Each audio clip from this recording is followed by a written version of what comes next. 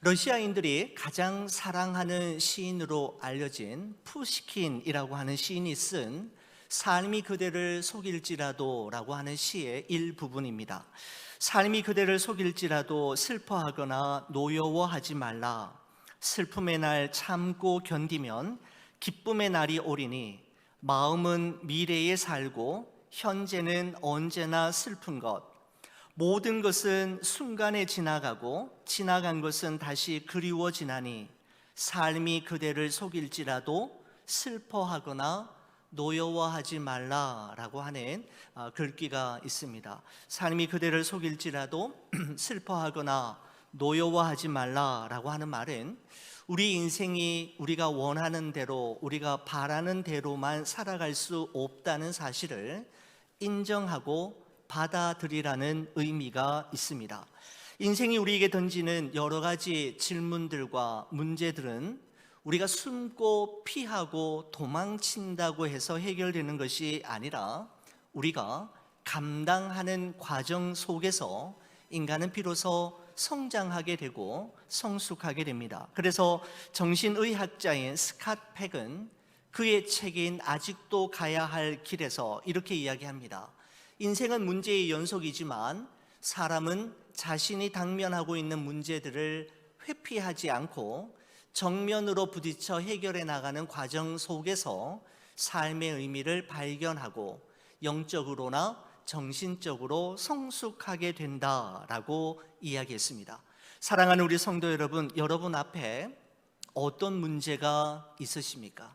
그 문제가 어떤 종류의 문제이든지 간에 하나님께 피할 길, 도망칠 곳을 가르쳐 달라고 기도하시기보다는 감당할 수 있는 힘과 용기를, 그리고 지혜와 믿음을 주시기를 위해서 여러분 기도해 보시기 바랍니다. 우리는 우리 각자가 당면하고 있는 모든 문제를 하나 둘씩 해결해 가는 과정 속에서 우리의 믿음은 자라나게 되고 성숙한 그리스도인으로 변화될 것이기 때문입니다.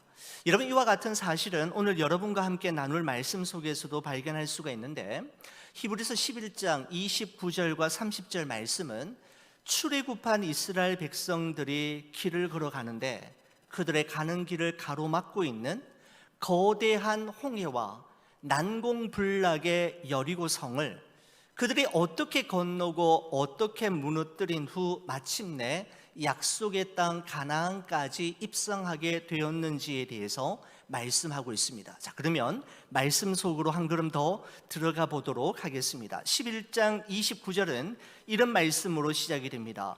믿음으로 그들은 홍해를 육지같이 건넜으나 애굽 사람들은 이것을 시험하다가 빠져 죽었으며 라고 말씀합니다. 첫 번째 문장의 표현이 믿음으로 그들은 입니다. 여러분, 여기서 말씀하는 그들은 누구를 말하는 걸까요? 이 질문에 대해 답하기 위해서 바로 앞절인 28절의 도움을 받을 필요가 있습니다. 28절의 말씀을 보면 이렇습니다.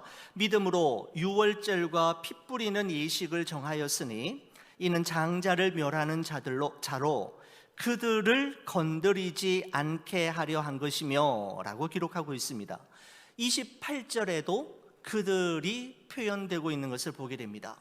여러분, 28절, 29절의 그들이 동일한 그들인데 28절의 그들을 NIV 영어 성경에서는 이렇게 표현하고 있습니다. The firstborn of Israel 이라고 되어 있습니다. 이스라엘의 장자들. 좀 더 넓은 의미로 생각한다면 이스라엘 백성들이 바로 그들입니다. 여러분, 그래서 믿음으로 그들은 에서 그들이라는 것은 애굽 땅에 10가지 재앙이 내릴 때 그 가운데에서도 마지막 재앙인 장자의 죽음이 임했을 때 유월절과 피 뿌리는 예식을 통해 죽지 않은 자들, 구원을 받은 이들이 바로 여기서 말씀하고 있는 그들, 바로 이스라엘 백성들을 가리킵니다. 여러분, 그리고 그들이 홍해를 건너는 사건이 일어나게 되는데 이 홍해를 건너는 사건들에 대해서 출애굽기 14장이 우리에게 자세하게 말씀하고 있습니다. 여러분, 자세히 설명을 드리면 이렇습니다. 400년 동안 애굽의 노예로 지내던 이스라엘 백성들은 하나님의 초자연적인 능력과 은혜로, 도우심으로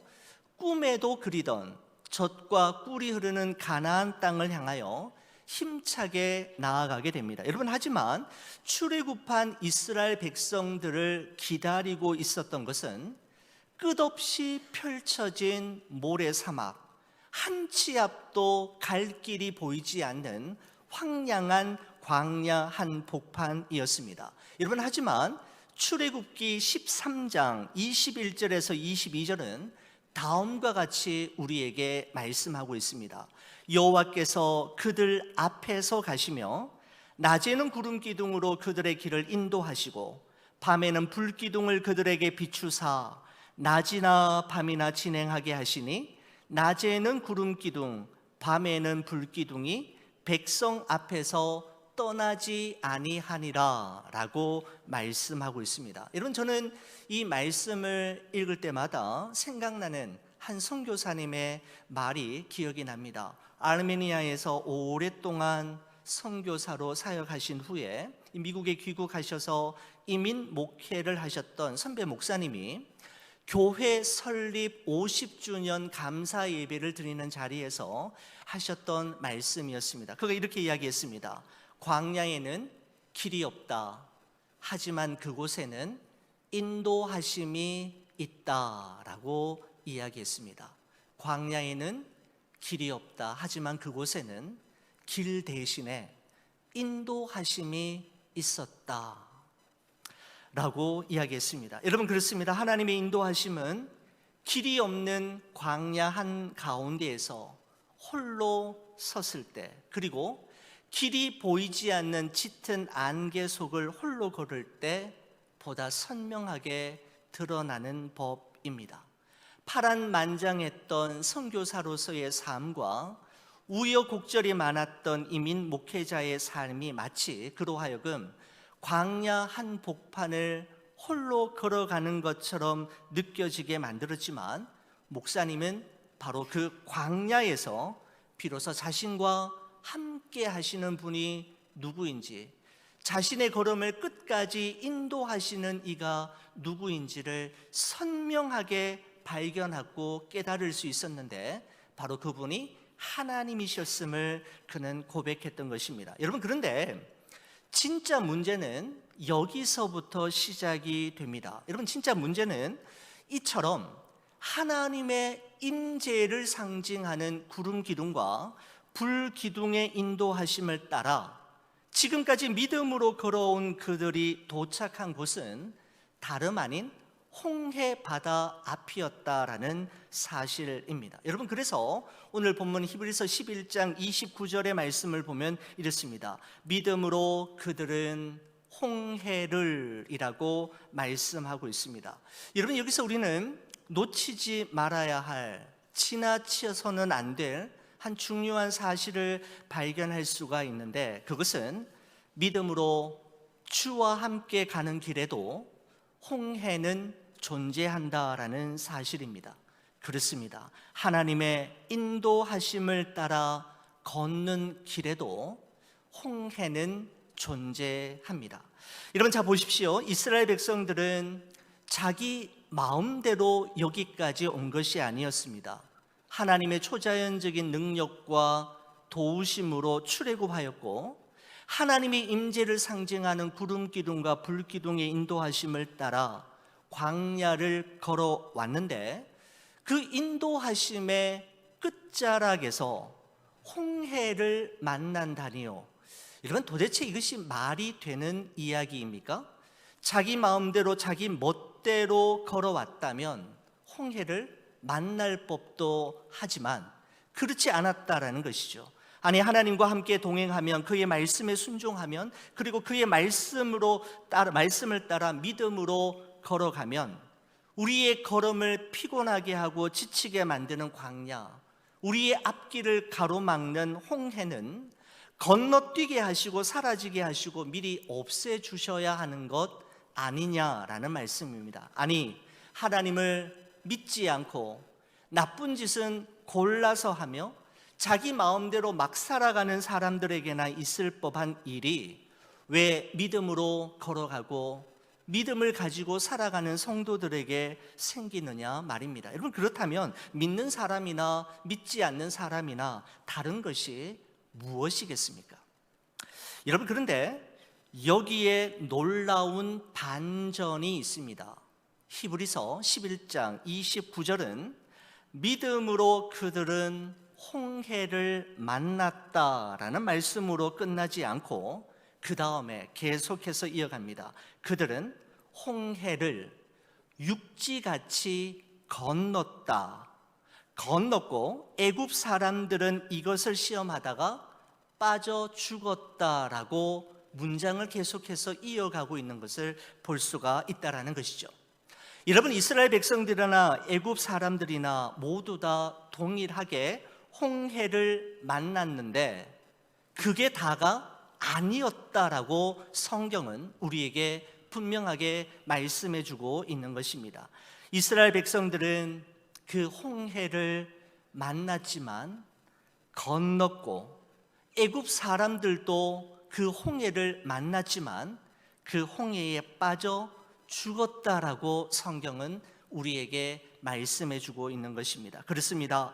이 세상 모든 사람들에게 고난과 시련이 있고 어려움과 문제가 있는 것이 사실이지만 하나님을 믿는 사람과 하나님을 믿지 않는 사람의 최종 결과가 결단코 동일하지 않음을 히브리서 기자는 여러분과 저에게 말씀해 주고 싶었던 것입니다. 이 말씀을 묵상하면서 찬송가 하나가 생각이 났습니다. 찬송가 373장 고요한 바다로라고 하는 1절 가사가 이렇습니다. 고요한 바다로 저 천국 향할 때 주 내게 순풍 주시니 참 감사합니다 라고 하는 찬양으로 시작이 됩니다. 사랑하는 우리 교우 여러분, 여러분과 저의 인생 여정에 순풍이 불어올 때 그 순풍을 허락하신 분이 하나님이심을 기억하시고 하나님께 참 감사하실 수 있기를 축원합니다. 여러분, 그런데 2절 가사도 우리가 기억해야 됩니다. 큰 물결 일어나 나 쉬지 못하나 이 풍랑으로 인하여 더 빨리 갑니다 라고 찬송가 시인은 우리에게 말해주고 있습니다. 여러분과 저희 인생 항해 중에 큰 물결이 일어나고 그 풍랑이 일어나 정신을 차리지 못할 때에도 그 물결과 그 풍랑으로 인하여 하나님께로 더 가까이 가게 되고 하나님께로 더 빨리 나아가게 됨으로 인해 또한 하나님께 참 감사할 수 있는 여러분과 제가 되기를 간절히 축원을 드립니다. 여러분, 1절의 가사를 우리가 찬양할 수 있다면 2절도 함께 부를 수 있어야 하는 것이죠. 여러분, 히브리서 기자는 29절의 말씀을 통해서 출애굽한 이스라엘 백성들이 홍해를 육지같이 건널 수 있었던 것은 오직 믿음으로만 가능한 일이었음을 우리에게 말씀하고 있을 뿐만 아니라 또한 하나님을 의지하고 신뢰하는 그 믿음의 여부가 건너가느냐 아니면 빠져 죽느냐를 결정할 만큼 너무나도 중요하다라는 사실을 우리에게 말씀하고 있습니다. 믿음이 바로 건너가게 하는 것이죠. 만났지만 건너가게 하는 힘은 하나님을 의지하고 신뢰하는 믿음에 있음을 말씀하고 있는 것입니다. 여러분, 이어서 히브리서 기자는 또 하나의 사건을 우리에게 소개하고 있습니다. 홍해를 건너는 사건 이후에 출애굽한 이스라엘 백성들이 경험했던 또 하나의 중요한 사건은 바로 여리고 성을 무너뜨리는 일이었습니다. 히브리서 11장 30절 말씀을 보면 이렇게 말씀합니다. 믿음으로 7일 동안 여리고를 도니 성이 무너졌으며 라고 말씀하고 있는데, 여러분, 이 사건은 여호수아서 6장에 기록된 내용입니다. 가나안 땅의 첫 관문인 여리고성은 천혜의 입지 조건을 다 갖춘 하늘의 요새와도 같은 거대한 성이었습니다. 한 번도 전쟁에 패배해 본 적도 없고 한 번도 무너져 본 적이 없는 성이었습니다. 여러분, 그런데 이 거대한 성, 하늘의 요새와도 같은 초롱성 같은 이 여리고의 도전장을 던진 이스라엘 백성들은 어떤 상태였습니까? 그들은 무려 400년 동안 나라 없이 애굽에 얹혀 살았던 노예 출신이었습니다.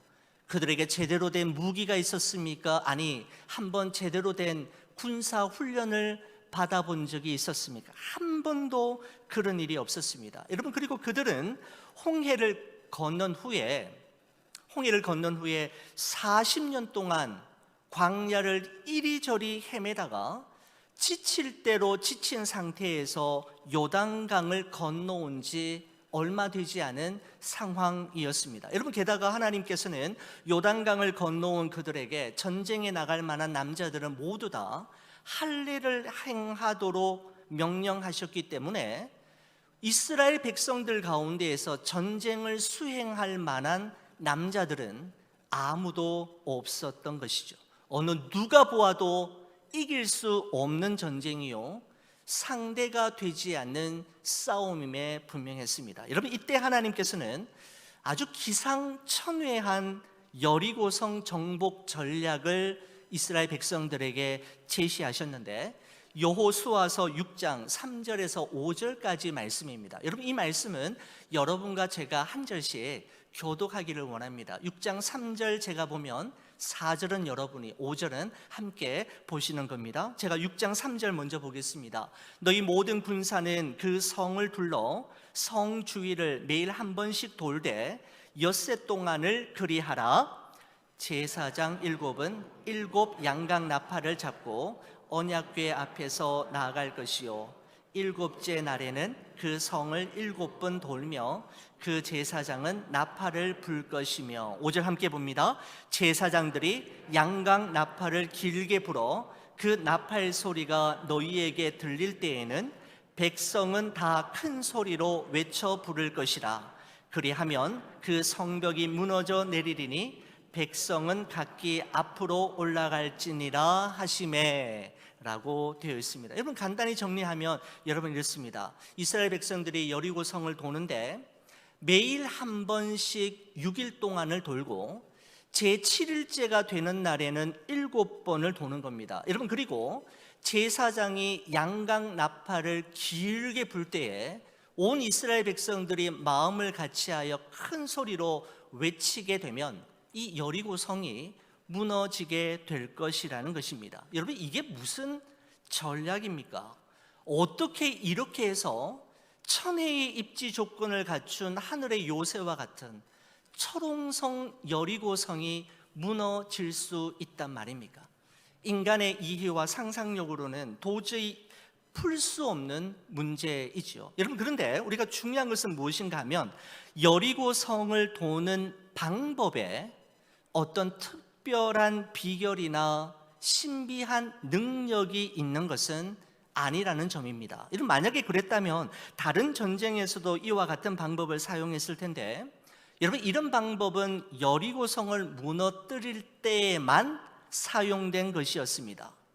여러분, 하나님께서는 이와 같은 말도 되지 않는 전략을 그들에게 제시하시는 것은 우리가 하나님의 뜻과 계획을 다 알지 못하고 이해하지 못해도 하나님을 온전히 신뢰하고 순종하면 하나님이 행하시는 놀라운 일을 보게 될 것임을 그들에게 가르쳐 주시기 위함이었습니다. 여러분, 여리고 성은 하루 한 바퀴씩 돌 때마다 매일 조금씩 무너져 내리다가 제7일째가 되는 날 완전히 폭삭 무너져 내린 그런 것이 아니었습니다. 여러분, 우리가 일반적으로 상식적으로 생각해 볼 때 첫날 여리고성을 돌 때에는 여전히 그렇다 손 치더라도 둘째 날부터는 어떤 조짐이 있었을 거라고 예상이 되는데, 여러분, 그렇지 않았습니다. 미세한 금이 가기 시작하거나 벽돌이 한두 장 정도 빠져나오다가 5, 6일쯤 정도가 되면 큰 지진이 한번 일어나면서 여리고성이 크게 한번 흔들린 그 정도의 일은 있었을 법도 한데 전혀 그렇지 않았습니다. 여러분, 여리고성은 7일째 아침이 되는 날에도 꿈쩍도 하지 않았고 7일째 6바퀴를 돌아도 무너질 조짐은 하나도 없었습니다. 여러분, 그러나 하나님께서 말씀하신 제7일째 마지막 7바퀴 총 13바퀴를 다 돈 후에 제사장들이 일제히 나팔을 불고 온 백성들이 큰 소리로 외칠 때 비로소 그때서야 순식간에 여리고성이 무너져 내렸던 것입니다.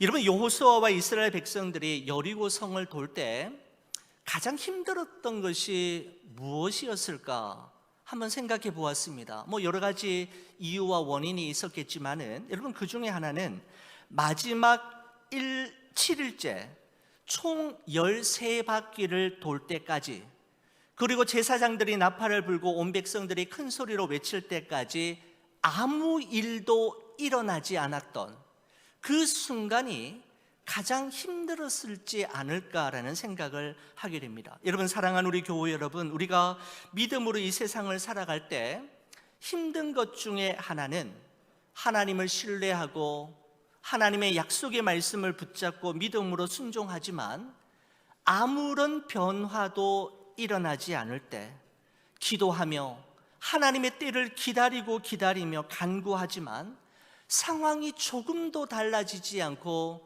나아지지 않을 때, 기도 응답의 시간이 자꾸만 지연되고 미루어질 때 우리는 힘들어지게 되는 것이죠. 오늘 예배드리는 우리 성도님들 중에서도 매일매일 여리고성을 돌고 또 돌지만 아무런 변화도 없고 달라진 것도 없이 답답한 심정으로 하루하루를 살아가는 우리 성도님들도 계시지 않겠습니까? 여러분, 그런데 반드시 기억하실 것이 있습니다. 그것은 반드시 제7일째가 온다라는 사실입니다.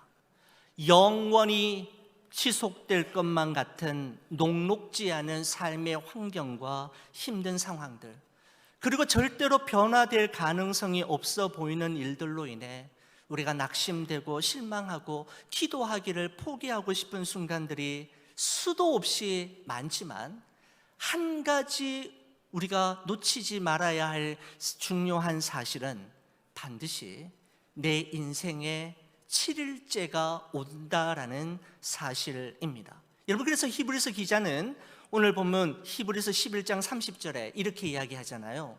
믿음으로 7일 동안 여리고를 도니 성이 무너졌으며. 저는 이 성경 구절을 읽을 때마다 가장 강조해서 힘을 주어서 읽어야 할 표현이 저는 7일 동안이다라고 생각을 해보았습니다. 우리 인생에 7일은 반드시 옵니다. 파란만장했던 삶을 살았던 다윗은 시편 30편 11절 12절에 이렇게 고백하였습니다. 우리 이 말씀 저와 함께 같이 한번 읽어주시겠습니까? 주께서 나의 슬픔이 변하여 내게 춤이 되게 하시며 나의 베옷을 벗기고 기쁨으로 띠띠우셨나이다. 이는 내가 잠잠하지 아니하고 내 영광으로 주를 찬송하게 하심이니 여호와 나의 하나님이여 내가 주께 영원히 감사하리이다. 아멘. 우리의 슬픔이 변하여 춤이 되고 우리가 베옷을 벗고 기쁨의 띠를 띠게 되는 우리 인생의 제7일이 있음을 말씀하고 있을 뿐만 아니라, 우리 인생의 제7일은 그 앞에 6일을 믿음으로 참고 견뎌낸 사람, 하나님의 약속의 말씀을 붙잡고 순종으로 살아낸 성도들에게 주시는, 주께서 주시는 선물임을 우리는 기억할 필요가 있습니다. 여러분, 난공불락의 철옹성, 이 여리고성이 무너진 것은 이스라엘 백성들과 이 여호수아가 성 주위를 하나님이 말씀하신 대로 그 13번 돌았기 때문이 아닙니다. 7 제사장이 양각 나팔을 길게 불었기 때문도 아니고 언약궤를 앞세웠기 때문도 아닙니다. 이스라엘 공동체가 마음을 모아 큰 소리로 외쳤기 때문도 아니었습니다. 이런 표면적으로는 다 그래서 이렇게 된 것처럼 보이지만 보다 본질적으로는 하나님께서 일러주신 대로 순종하였기 때문에 일어난 일이었습니다. 여러분, 여리고성 전쟁은 힘의 싸움이 아니라 순종의 싸움이었음을 발견하게 되는 것이죠. 그리고 이 순종을 가능케 한 것은 하나님을 전적으로 신뢰하는 믿음이었음을 성경은 우리에게 말씀하고 있는 것입니다. 여러분, 말씀을 우리가 마치겠습니다. 오늘 우리가 함께 살펴본 홍해를 건너는 사건과 여리고를 무너뜨리는 사건의 공통점은 두 사건 모두 다 믿음으로 가능해진 일이었다라는 사실입니다. 여러분, 홍해를 가르는 것은 하나님만이 하실 수 있는 일입니다. 여러분, 그러나 그 갈라진 홍해를 믿음으로 걸어가는 것은 여러분과 제가 해야 할 일입니다. 여리고성을 무너뜨리는 것은 하나님만이 하실 수 있는 일입니다. 그러나 말씀에 순종하여 믿음으로 여리고성을 7일 동안 도는 것은 우리가 해야 할 일입니다. 하나님의 절대 주권과 인간의 책임, 행함이 있는 믿음이 함께 만나는 지점에서 하나님의 놀라운 역사는 일어났고 앞으로도 일어나게 될 것임을 우리에게 말씀해 주고 있는 것이죠. 여러분과 저희 인생 여정 가운데 불쑥불쑥 나타나는 홍해와 여리고 앞에서 두려워하거나 낙심하지 마시고 하나님을 신뢰하는 믿음으로 끝까지 나아가는 여러분과 제가 되기를 주의 이름으로 간절히 축원을 드립니다.